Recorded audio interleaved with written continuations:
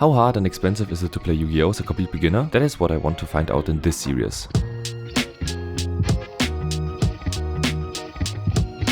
This episode is about buying my first singles, improving my deck, and trying to win my first duel at locals. Before buying singles, I made sure that my deck would be great so that I don't regret spending real money. I started building the deck back in August and continuously improved on the deck list. I did this by playing a lot of Master Duel, and yes, I played without Maxi. When I played Master Duel, I used the exact deck list that I would use at locals, so it had to be legal in the TCG. In the September Duelist Cup, I peaked at level 18. After deranking from 18 to 17 4 times, I decided to quit, but I think for my first proper self-made deck list that even excludes Maxi and is perfectly legal in the TCG, this was still quite the achievement. Throughout the months, I continuously tweaked the deck list by changing out a few cards that had no or very little impact in tens or even sometimes hundreds of duels. This is still my only proper deck in Master Duel, and I am duelist level 26. I played so many duels with this deck and I'm still not sick of it. This was the first iteration of my deck. I will give a deck profile later in the video, but for now I will only explain the changes I made throughout the months. Since I did not use my side deck in any meaningful way, we will just ignore everything I have put there and focus on the rest. From the first iteration of the deck to the second, I decided to go the full board breaker approach, since I heard in a few videos that you should most often decide whether to go one way or the other instead of half-assing both. That means we remove Ash and Bell and we bump up Clockwork Knight and Fortress Dragon from 1 copy each to 3 copies each. These two cards are our strongest board breakers, since the opponent cannot react to the contact fusion, only to the activation of Clockwork Knight and to the summon of a Cyber Dragon card. I also added 3 Kaijus, mainly because my colleague from the last episode played Obelisk and he is very hard to out without Kaijus. But Kaijus are very strong board breakers anyway and come in handy very often. Jizukira specifically is a light machine monster and therefore has a lot of synergies with Fortress Dragon, Repair Plant, Galaxy Soldier and a few other cards. In addition to these changes, I removed Instant Fusion and Eternity Dragon because I never used them. I also added Almirage. This Link 1 helps set up plays if I have a mediocre hand, and I will explain what plays these are in the deck profile later in the video. Going towards the third iteration of the deck, I focused on more consistency. I swapped out 1 copy of Lightning Storm for Raigeki, since Lightning Storm is a once per turn and it was very annoying to draw multiple copies. I added Talents as a general going second consistency card. I removed Prosperity since it had too much drawback for too little benefits. I pushed both Repair Plants and Emergency from 1 copy each to 2 copies each to get more consistency, even though both are once per turns, just because they can be great starters. In addition, I removed 1 copy of Hertz since I drew multiple way too often, which was kind of annoying. I removed Pharos since I barely used it, and I replaced Nightmare Unicorn with SP since I barely used Unicorn, but SP can help if I'm going first or if I cannot OTK my opponent. Last but not least, I replaced Imperm with Called By, since Imperm was just a hand trap going second and Called By is protection going second. Going towards the fourth and for now final iteration, I focused on mitigating bricking. I achieved this by bumping Nächster Herz and Emergency to 3 copies, even though drawing multiple of them is kinda ass, but not drawing them is way worse. To make room for them, I removed Overload Fusion since it is not searchable and was rarely used. I removed Fusion Deployment since the restriction is terrible and I barely used the card because of the restriction, and I removed Ref System since the card looked good on paper, but just does not do anything useful and never helped me win a duel. With this final deck list, I managed to go into the second stage of the December Duelist Cup, though I did not have enough free time to grind as much as I wanted. My goal for the next Duelist Cup will be to place in the top 20k. Also, this time I used Maxi. Oh, brother, this guy stinks! What happened was that I realized that Master Duel is truly a different format. This realization struck me when this comment under the last episode pointed out that there are rulings that only work in the TCG. For example, I can chain block Cyber Dragon Core with Cyber Dragon 4 in this instance, but not here. Why, you might ask? Because I activated TCG Seagog rulings. Because of this and a lot of YouTube and Twitch content, I am now convinced that Master Duel is a completely different format compared to the TCG and has to be treated as such. In the future, I will practice my TCG decks on the Forbidden website or EdoPro instead of Master Duel, and when I want to climb the ladder or Duelist Cup in Master Duel, I will tweak my deck according to that format and meta. Speaking of the TCG, I bought some cards. Ordering on Card Market is really exhausting since you can optimize so much of the price by combining orders so that you pay less shipping costs. The shopping wizard does a great job most of the time, but the entire time I felt like I was wasting money I could have saved if I approached all of this more smartly. I remembered that I am a software developer and started writing a shopping wizard just to realize why Card Market's own shopping wizard is not perfect. After hearing about the quarter century Bonanza set, I stopped and just waited until it got released in hopes of it reprinting Clockwork Knight, which was the most expensive card from the core deck. And it actually got reprinted, along with SP and a few other cards, which made me and my wallet extremely happy. After letting the price drop a few days, I used the shopping wizard as a base and tried to optimize everything a bit more, which just resulted in the same total price, but cards with higher rarity and better condition, which is an absolute win in my book. I ordered them, waited between 1 and 2 weeks until they arrived, and I was not ready for what I received. So this first shipment is from a private seller that used this really stiff cardboard cards to protect the cards, and also put in 2 random worthless cards that I did not order in there to further protect this super rare Lightning Storm that I ordered.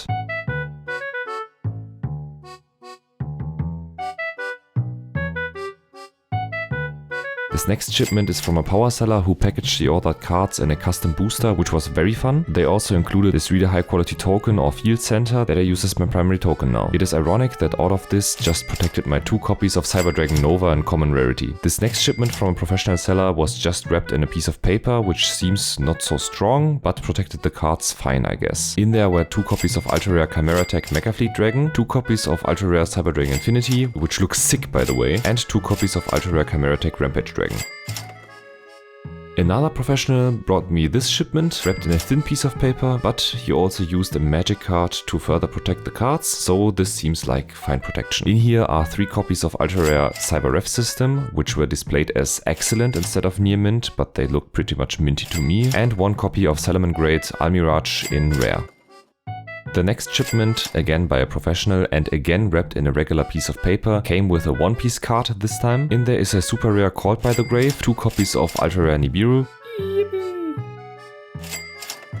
1 copy of Ultra Rare Triple Tactics Talents, and 3 copies of Ultra Rare Galaxy Soldier. I noticed that at least one of the Galaxy Soldiers had pretty noticeable scratches on the artwork, even though this card is marked as near mint. This was a small bummer, but I do not really care. But there are probably a lot of people that do care and would be pretty angered by this. This shipment from a professional was shipped in a Smart Guard protector, which was probably the best protection out of all the shipments. In there is a common Cyber Dragon Sieger and a common Regeki. Last but not least, we have another professional, again with a Smart Guard protector. I love to see it. In there are 3 copies of Ultra Rare Clockwork Knight, which look awesome.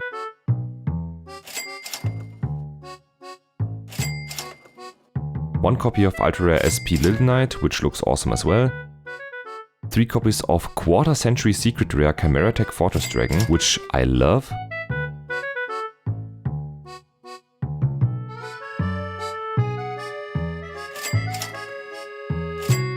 And an Ultra Rare Foolish Burial. For most cards, I picked the highest or to me coolest looking rarity, if it doesn't increase the price by too much. Sometimes I picked a common to save on shipping cost, even though the card has the same price and a higher rarity, and for some reason Fortress Dragon is the only card where Quarter Century Secret Rare fits this restriction. I also ordered some new accessories, like this. This is a Cyber Dragon Infinity playmat. I heard some people at the locals say that they bought their playmats on AliExpress, and when you create a new account on AliExpress you get a 70% discount on whatever you buy. So I bought this for right around €5, which is a great price for a proper playmat that doesn't even feel terrible. What I also bought was this Dragon Shield purple matte sleeves. I heard these are very, very good, so I wanted to try them. And since I like the inner sleeves from Dragon Shield, I thought I might try these. I thought about buying the Soul sleeves or these, and maybe I will buy the Soul sleeves in the future just to compare them, but for now we have these. And I haven't even opened them. I don't know how they feel yet. They are purple on the inside as well, but they are smooth on the inside. And I've heard that the Soul sleeves are matte on the inside as well. What I also bought was this, a proper deck box. The Dark Magician deck box is horrendous. First of all, the quality is terrible. It's very hard to open the box, like you have to apply a lot of pressure to open it fully. And when you apply this lot of pressure, it's like awkward. It's very awkward to do anything.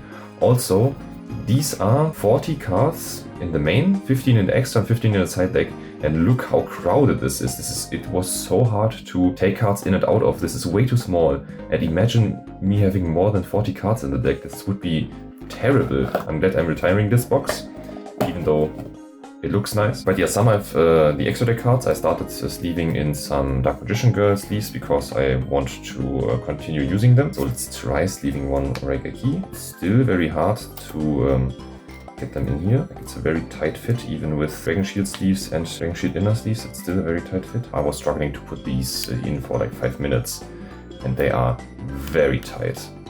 Like, they are so tight that I'm scared of breaking the sleeve.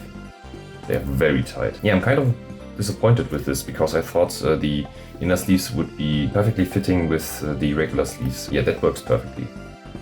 For that, it's a very perfect fit. It's actually a perfect fit. I'm thinking about using these sealable inner sleeves only for storage and using over sleeves for double sleeving, because these inner sleeves really do not fit with other sleeves, at least the sealable ones.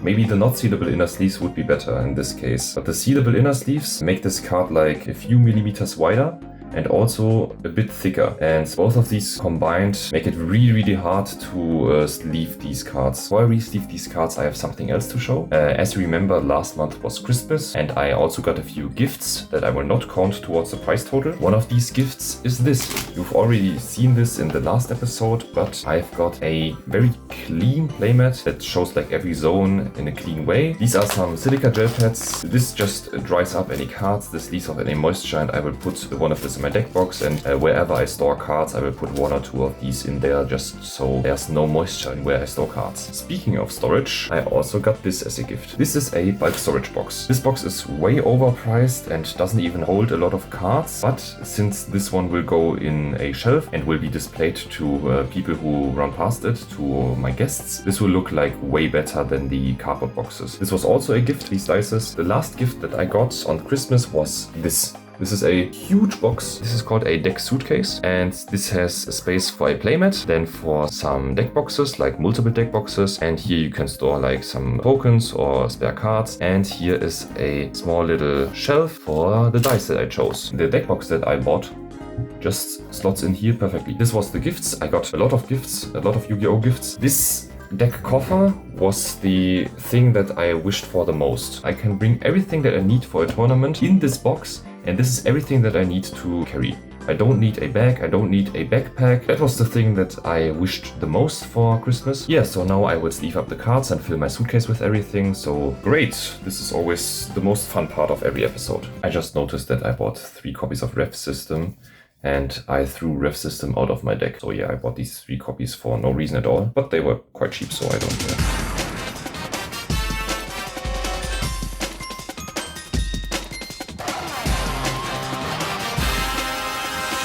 Sadly, I ordered the cards before I tweaked the deck list during the December Duelist Cup. But that does not matter, since every tweak I did there was coincidentally possible with all the cards that I own at this moment.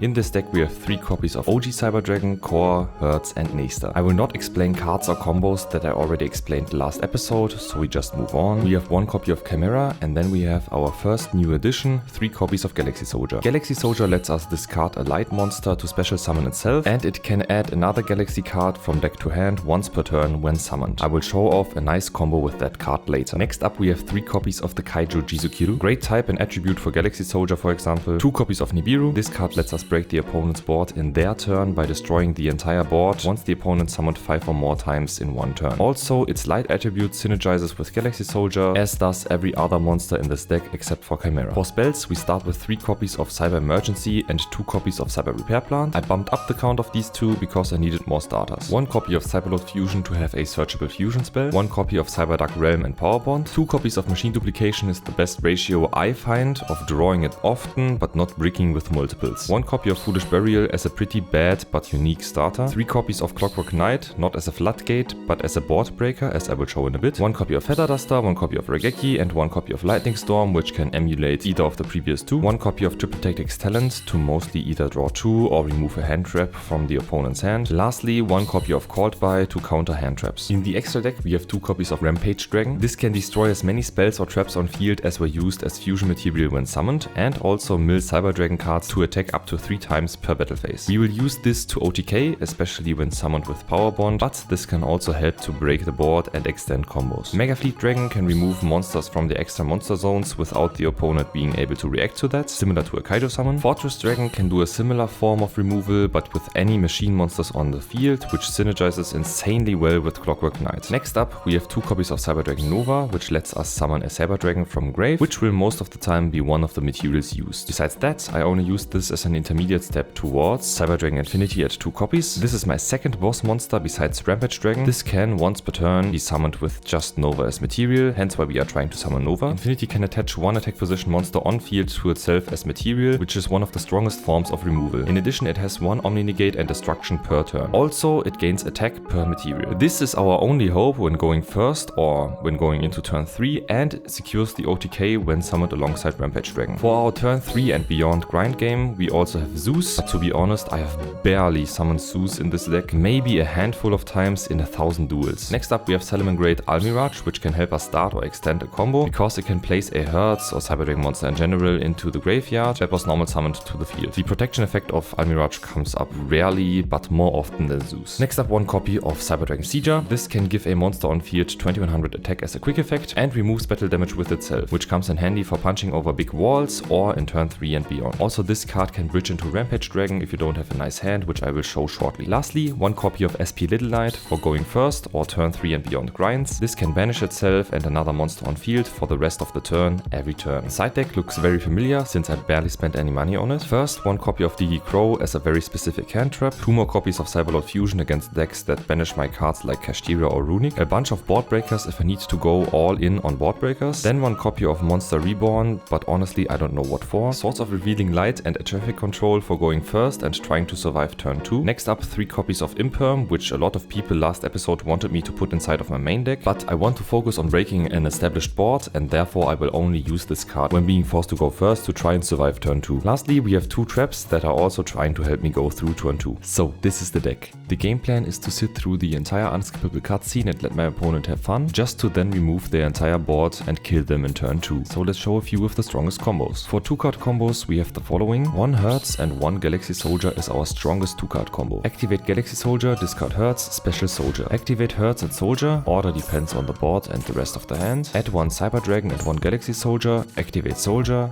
discard Cyber Dragon, special Soldier. Overlay for Nova, detach to special Cyber Dragon, overlay for Infinity. Infinity was our 5th summon here, so we played around Nibiru, and we still have our normal summon left. This combo is very weak against Ash, Imperm or Veiler though, if you do not have anything else in hand to extend further. You might skip the Nova detach to summon Cyber Dragon in order to play around Negates or Nibiru or some particular board states. Next up we have Core plus any spell card in hand, plus any Cyber Dragon card in either hand, field or graveyard. You could play this as a 2-card combo, which I will show as well, but it is very awkward and most of the time you will have another Cyber Dragon in hand, field or graveyard to do this combo with. Normal Core, mandatory effect to search Realm, activate Realm, search Chimera, activate Realm to extra normal Chimera, activate Chimera to discard your spell and add Power Bond, activate Power Bond to summon Rampage Dragon using Core and your other Cyber Dragon. Rampage Dragon can now destroy up to 2 spell cards on the field, and you can extend by milling other Cyber Dragon cards such as Hertz and continue your combo or just OTK your opponent. This combo is very flexible since Core can add a lot of spells if you have Realm, Chimera or Power Bond already in hand, but this combo dies to 1 Ash at pretty much every point and to Veiler and Imperm at many points. You can also get to Core via a lot of spells, so the starting state is fairly consistent to get to. You can play this with just Core and a spell by doing the exact same steps, but when you got Power Bond you can link off Core and Chimera for Sieger and use Sieger and Core as material for Rampage Dragon. This is kinda awkward and I never really used that 2-card combo, but this is an option if you don't have the 3-card combo available. An example God combo could be achieved with Hertz, Galaxy Soldier, Core and a random spell. You could go through the entire Infinity combo and then go through the entire Rampage Dragon combo, use the Hertz Engrave as material to create the God board and still have 2 cards left in hand. From here, if you cannot OTK your opponent, you can still in main 2 extend into, for example, SP or Almiraj or a Sieger. And the 2 cards you will have left in the hand if you go second, you can use to break the board before beginning the combo, for example.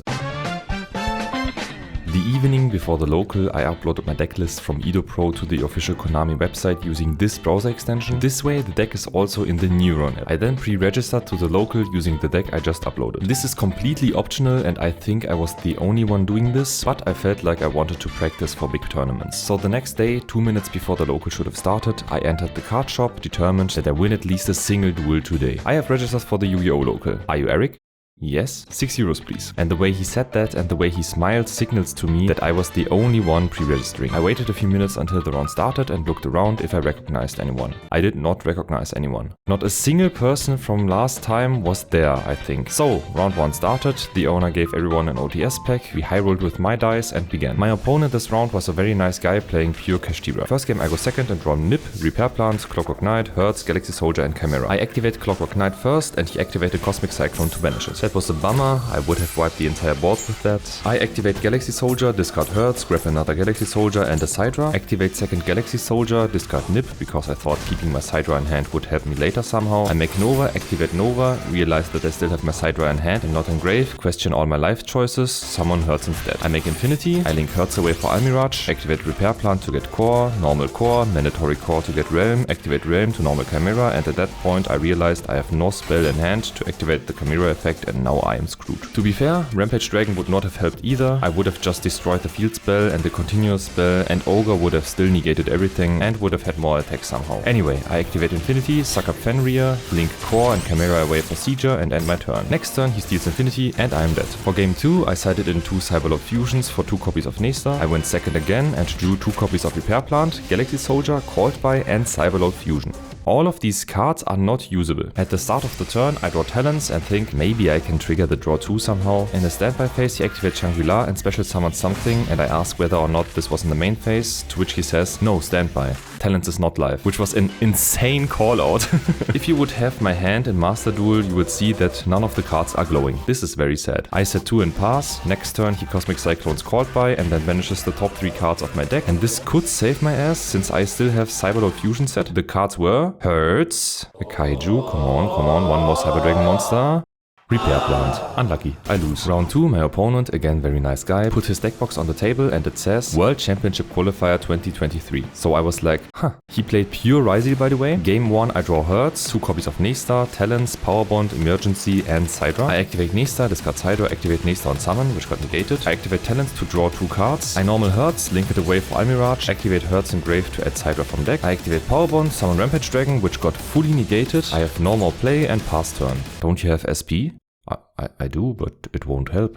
It's the better play, you should do it. We go back, I do it and lose anyway. Yeah, but it was still the better play. For game 2, I sided in 1 Dark Hole for 1 Nesta. I drew my 1-off Power Bond again. Nesta, Hertz, Repair Plant, Sidra. In his first turn, he summons an Xyz monster and hovers it over the extra monster zone for a few seconds before putting it in a regular monster zone. After the duel, I told him that this was almost a very big mistake and he said that he vaguely remembered that he should not do it against Cyber Dragon and that's why he finally decided against it. He summons Beguska and passes turn. Beguska, for everyone who doesn't know, negates every effect on field and puts cards into defense position. So I think about what I can even do against that and only thought about Infinity, maybe SP and pass. Okay, before I let the game continue, you just have to bear with me. My notes don't say which cards I had in hand except for the first 4 and I don't remember what the other cards were. And I don't know how I accomplished what I wrote in my notes with the 4 cards I had and 2 unknown cards. That isn't possible at all. So you have to bear with me. I just put in 2 Pot of Greeds here just to accomplish what I put in my notes. I don't remember what I did, man. I don't know, man. So I make this very awkward combo line to get Infinity and halfway through the combo I remember that I can get Jizukiro with Repair Plant. So I link Hertz and Nesta away for SP and I grab a Sidra with Hertz. I then activate Repair Plant, go through my deck and say I add this Kaiju. He goes, wow, why did you not do that sooner? Because I did not think of it. I remove Beguska, activate Power Bond to summon Rampage Dragon, pop his field spell, mill 2 with Rampage Dragon, and in the battle phase I attack all of his cards, so he has 3100 life points left. Next turn I died. After the games I thought about what I could have done if I added Kaiju earlier or played differently in general. I could have removed the Kaiju with Fortress Dragon if I had Sidra left on field, which would have made it so that I can kill him with Rampage Dragon. I spoke to him, explained everything, and he confirms that he had nothing to respond to that and would have died that way. We chat a bit and he tells me he will go to the regional happening the next day. I assume it was the Montabaur regionals and that he will need to borrow the Fiendsmith engine from a friend for that. So I wish him good luck and go towards my third opponent. Round 3 was against a new player that had a water pile that consisted of mostly random one-offs. He told me he was there for a second time and that he has more decks like Exodia and stuff.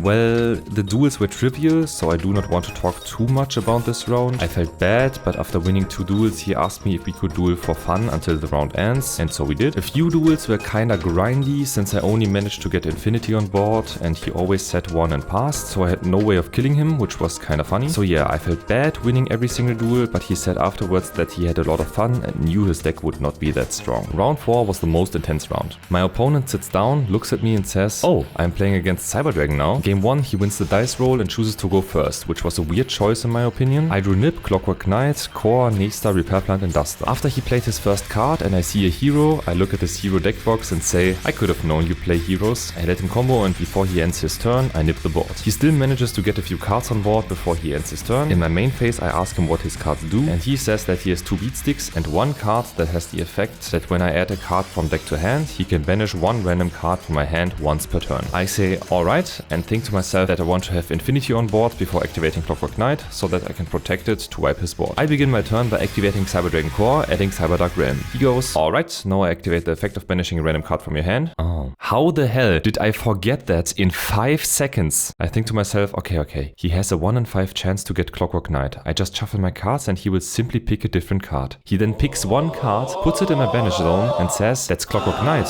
Oh, I think that might have been important. And I go, oh wow, this is bad. This is very, very bad. So I scramble to make a very weird and very weak board and lose the duel. Game 2 I went second and drew Nip again. I nipped him before he ended his main phase and he insta-scoops. I had no real end board there and would have died, and since we already took over 20 minutes for the first duel, I did not want the last duel to go to time. For game 3 I cannot decide whether or not to side for going first or second, and I even say out loud, I really do not know if you are going to send me first or second. My thought process was, heroes can go first or second. In the first duel he went first on purpose, even though he knew I was playing Cyberdragon, and he even won that duel. I think he will go first again. He went second. My hand was Repair Plant, Kaiju, 2 Cyberdragons and Nibiru. He looks at his cards, at his extra deck, exclaims, this time I play around Nibiru. Meanwhile I look at my cards and think, none of these would glow in Master Duel. I interrupt his chatting and just say, pass.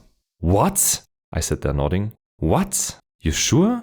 Okay. He goes through his combo, sometime in between I pick up my cards and look at them and he says, oh, are you going to fire it now? And I just put him back down. At the end of the main phase, I activate Nip. He barely manages to get enough damage on board to kill me and I scoop. Afterwards, I showed him my hand and told him that I could not activate or summon a single card out of that, but the crackback in turn 3 would have been quite decent depending on my draw. If I sided for going first, I would have sided in a few traps that would have been quite probable to draw. That all would have helped in that game, but what can you do? My reasoning was sound, but still wrong. I misplayed hard in game 1 and would have won that one easily, and the third game was quite unlucky. In the end, I went 1 and 4 and placed 8th out of 10. It was a lot of fun and way more fun than last time. My deck was actually pretty viable. Without misplays, I could have won half of the duels. It felt great knowing that the deck is not the problem, except for the very last duel, but that I am just bad. After each round, and especially after the tournament, I was chatting with the players. I was way more confident and way less shy compared to last time. I even started befriending some of the players, like wishing the Rising player good luck again before leaving the card shop, or talking to the hero player who went 5th that he will probably get a prize, and later asking, and did you get something? And him looking so happy saying, yeah, I got 2 packs. In terms of playing and deck building, I played properly this time, in the sense of exclaiming every phase and chain link and target and everything out loud. I did not make any illegal play as far as I know as well. Siding was meh. Most of the time I sided in Cyberlord Fusion, or I did not side in anything, which was not a lot. In general, I need more board breakers in some matchups and better going first cards for going first. I misplayed a few times hugely, which could probably have been mitigated by me playing a bit more, because over the holidays I did not play a lot, and I think I have not opened Master Duel for almost 2 weeks leading up to the tournament, so I was a bit rusty, which did not really help. So yeah, let's finally look at the OTS pack.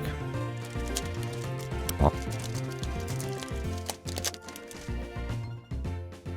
Thor. Loki. Okay, interesting. And a token. A bomb token. So this video series probably ends here. First of all, I kinda now know Yu-Gi-Oh! Yeah, I could progress to like try to win locals and then maybe go to a regional YCS and see what happens there. That is way more than I would like to do. I'm just playing casually, this is a hobby. I'm not really that competitive, I don't want to spend more money on the game, so I think the journey ends right here. Another thing is, creating these videos was a lot of effort and a lot of annoying and not fulfilling effort. Because I did not film the duels, I just had to take notes after the rounds, and because I don't want to be rude, I finished a round, talked to my opponent, and then when the conversation naturally died out, then I would take out my phone and started writing notes about all of the 2 or 3 games that we played that round. Yeah, that has some issues. You have seen that my notes will be missing a lot of information about my own hand and my own plays, which would be crucial to know to recreate them in a simulator. But more importantly, I don't write down any of the cards that my opponent had, except for vague stuff like my opponent had Boguska and maybe 2 other Xyz monsters, or my opponent had 1 Rysil Xyz monster, the field spell and the continuous spell or something like that. And I'm sitting there like, okay, what is the field spell, what is the trap, and which Rysil monster did he have? It is very, very difficult to recreate these duels, even roughly, like so that they are similar from my point of view. Even that is really, really difficult. So yeah, you will see in the last video, but especially in this video, that my opponent has like really random cards, stops their plays randomly with 3 or 4 cards in hand, don't use a lot of negates that they have on board, just because I don't know how I would play around that, because that's probably not the card they had in the actual game, but it's just a very fitting card for what happened in my notes. And the worst thing that happened was this Rysil duel in the second round, the second duel. What I have written down is this. I have these 4 cards in hand and 2 unknown cards, and after kaijuing the Boguska, I do manage to get to infinity, which gets Solemn Striked, and that's how he gets to 4000 life points, because I wrote down after attacking the kaiju and the other 2 Xyz monsters in defense mode, he is on 3100 life points left. So that all makes sense. Like, I know that the notes were right because I remember it was 3100 life points. I remember attacking the kaiju and remembering I needed to have Fortress Dragon. And yeah, I remember bits and pieces of it, but like with these 4 cards in my starting hand that I wrote down and 2 unknowns, it is not possible to go for SP like I did in my notes, then go to infinity, which gets Solemn Striked, then have the board state that I wrote down in my notes with 1 Cyber Dragon on field, SP on field, and 1 Cyber Dragon in hand, and then go to Rampage Dragon. Like, how did I do that? Like what? I must have cheated accidentally and not wrote it down, or I misremembered something, maybe the cards in my hand, and didn't write that down either. Even with talents draw 2, this wouldn't be enough. Like, I really had to give myself 2 Pot of Greeds to accomplish what I wrote down, and I don't remember how I did that. And stuff like that makes it really, really hard to recreate these duels. Not mentioning that recreating the duels in the first place takes a lot of effort and a lot of time. Because my notes are so sparse and vague, I will just sit around and theory craft, okay, how do I get to this checkpoint and this checkpoint and this checkpoint? What deck could my opponent have had? Because I don't know Rysil decks. I just have to grab one online deck and hope that my opponent's deck was kind of similar, and then read around some key cards, like some extra deck cards, and I just have to hope that I can play everything out with the cards that I can read and that I know. And then I will theory craft, okay, what does my opponent have to do to get this end board? Like, it takes a lot of time and effort. And for that Rysil game, that was impossible. I was sitting there for like 8 or 9 hours just thinking about how did I manage to do that. This part of the video takes by far the longest, is really annoying to do, and I don't know how I would do that differently without just recording the duels outright. But recording the duels outright has a few disadvantages. First of all, I need to get permission from everyone that I record with, because I'm in Germany and there are data protection laws, so that, yeah, there isn't really a good way to do it for me, in my opinion. There isn't really a good way to do it. It's fitting that I feel like this series has come to an end right here, and I will not continue this series. I will do more Yu-Gi-Oh! Content. I have some videos in mind, some videos planned out, started scripting some videos. I will do some different content. I have a few Tekken 8 videos in mind and scripted out. I have one Path of Exile video in the making, but this specific series, Yu-Gi-Oh! Beginning, will end with this episode. Thank you for the awesome feedback I got for the first 2 episodes, and I hope you stick around for the other Yu-Gi-Oh! Videos at least. Maybe I can even get you interested in the Tekken and Path of Exile and other videos that I will do. And I'm very happy that I have completed this video. I was sitting on this video for almost a year. I'm just very happy that I finished this video. This video was so exhausting to do. But yeah, thanks for watching. I hope I will see you in the next video, and bye.